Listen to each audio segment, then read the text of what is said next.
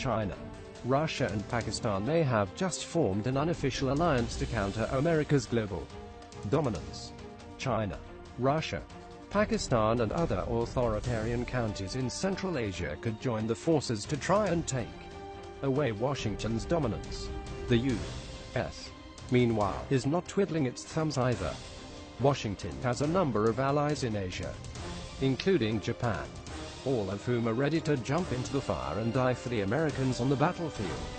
If that happens, and China, Russia and Pakistan would go to war against the U.S., Japan, the European Union and their allies. One way or another, either side would put its nuclear weapons to work. And given the fact that Russia, China and Pakistan have about 620 nuclear warheads combined, the United States would lose that nuclear war even before some guy in Pentagon would open his mouth to say, look, it's a new bipolar nuclear world. China, Russia and Pakistan versus U.S. and allies. There are a number of reasons why we're coming toward a bipolar world with Russia, China and Pakistan on one side and the United States and its allies on the other side. First, Russia has been actively strengthening its military ties with both China and Pakistan. In fact, Russia has just received the crucial support from China on the most important global issue of our time, Syria. But what's even more concerning is that Russia has been strengthening its diplomatic and military ties with Pakistan, its Cold War rival. Having both China and Pakistan on the side would get Russia a serious advantage in an imminent nuclear war against the U.S. Second, China has been very supportive of not only Russia, but also Pakistan lately.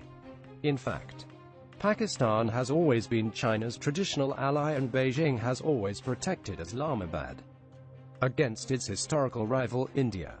Third, Beijing, Moscow and Islamabad see the need to form the China-Russia-Pakistan triangle, because it would finally allow them to put an end to U.S. global dominance. Presidential election makes U.S. weak, and the U.S. is particularly weak right now as the country is divided over its upcoming presidential election. The Donald Trump versus Hillary Clinton polls clearly indicate that the country has never been so divided before, and it makes it look weak from the outside. And since Russian President Vladimir Putin is known for his sophisticated plans to attack enemies at the most inopportune times for them, there is a high chance Russia would seek China's military support to strike the mutual enemy. A few weeks back, Russia sent a contingent of its soldiers to hold back Russian military drills. The move was interpreted as Putin's excuse to send his ground forces into Pakistan to protect his ally against India. The drills came at a time when tensions between Pakistan and India reached its peak level, following an attack on the Uri military camp in India-held Kashmir. Nuclear-powered India with or against U.S.? India, which has nuclear weapons on its own, is actually a crucial player in the imminent bipolar world. While India has previously slammed Russia for its ever-growing ties to Pakistan, it's still not so quick to jump into the bed with the United States. Earlier this year, India rejected an offer from the U.S. to join naval patrols in the South China Sea alongside Japan and Australia. Patrolling the South China Sea alongside Japan would mean the end of India's diplomatic relations with China, a move that India is definitely not prepared to do. Even though India has been criticizing Russia for its military cooperation with Pakistan, New Delhi has a number of joint military projects with Russia of its own. So India is sort of torn apart between China, Russia and the United States. But Pakistan has surely already made up its mind which bed is cozier. And it went with China and Russia. Pakistan, U.S., is not superpower anymore. Last week, Mushahid Hussain Saeed, the Pakistani PM's special envoy to Kashmir, threatened to break ties with Washington and officially cozy up to Russia and China. Because America is a declining world power. The US is no longer a world power. It is a declining power.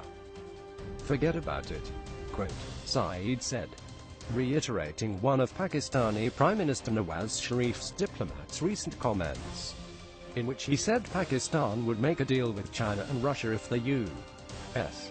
stays neutral on the Pak-India conflict in Kashmir.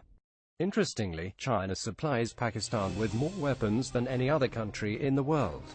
But more importantly, Beijing is actively building nuclear reactors in Pakistan, which means China wants to strengthen its allies and prepare them for a possible war with the West.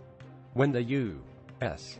and many other countries signed the NPT treaty in 1996, neither India nor Pakistan signed it. And as tensions on the India-Pakistan border continue to grow every week, one of the sides could actually resort to nuclear weapons. And it's more likely that Pakistan would make its nuclear move first, because it knows it has the military support from China and Russia. In fact, Beijing has already pledged to help Pakistan in the case of any foreign aggression. Can U.S. survive China's alliance with Russia? While the Russians haven't made those pledges to Pakistan yet, it doesn't take a Sherlock Holmes to predict that Russia would side with China in any international conflict. China, Pakistan and India all possess ballistic missiles, cruise missiles, and sea-based nuclear weapons, which means it would be interesting if India could side with China and its historical rival, Pakistan. After all, India has no idea whether it can or cannot rely on receiving any sort of help from the U.S. And while the country is stronger than Pakistan in terms of its army power, Pakistan has more nuclear weaponry than India, which means they're not in any global conflict. And the thing is that the U.S. has no idea if India would side with them in an international conflict either.